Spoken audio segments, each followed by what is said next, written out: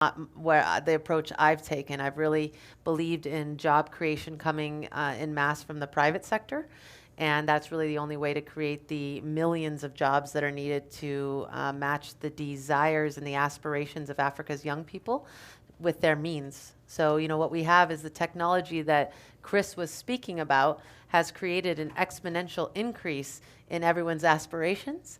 But the Malthusian problem is that their means are only increasing arithmetically until we have some kind of takeoff on major job creation. So I've always taken it from a private sector perspective. And Jake, what is the thing you've seen as you travel in Africa and work with Africans that convinces you a really deep and meaningful change is afoot? Well, I'll go back to my first experience in Africa. And by background, I'm from the Midwest. I come from a family that had and has no background in Africa. Aubrey and I are very similar in that way. And my first experience in Africa goes back to when I was 19 years old. And I went kind of by accident on a year abroad trip and ended up in Sierra Leone working with the local Sierra Leonean Red Cross Society. And that was during the 90s when Africa was a pretty tricky place to travel in some places. And some of my impressions on that first trip, they obviously changed my course of study. They changed my career because I've continued to do stuff with Africa throughout my career academically, and then business media, and then finally this book. But one of the things that I came away with, even at a time of war in Sierra Leone, was I saw tremendous potential.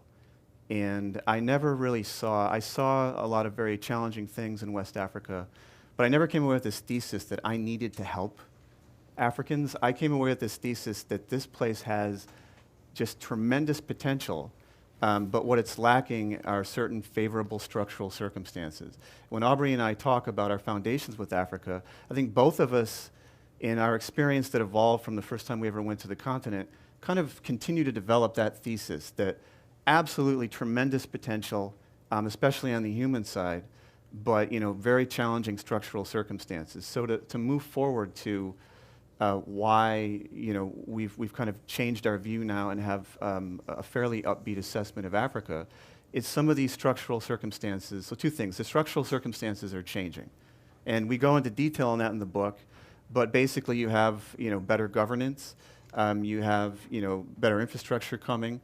You have broadband coming, you have investment flowing into Africa in record amounts, you have new partnerships. So you have better structural circumstances.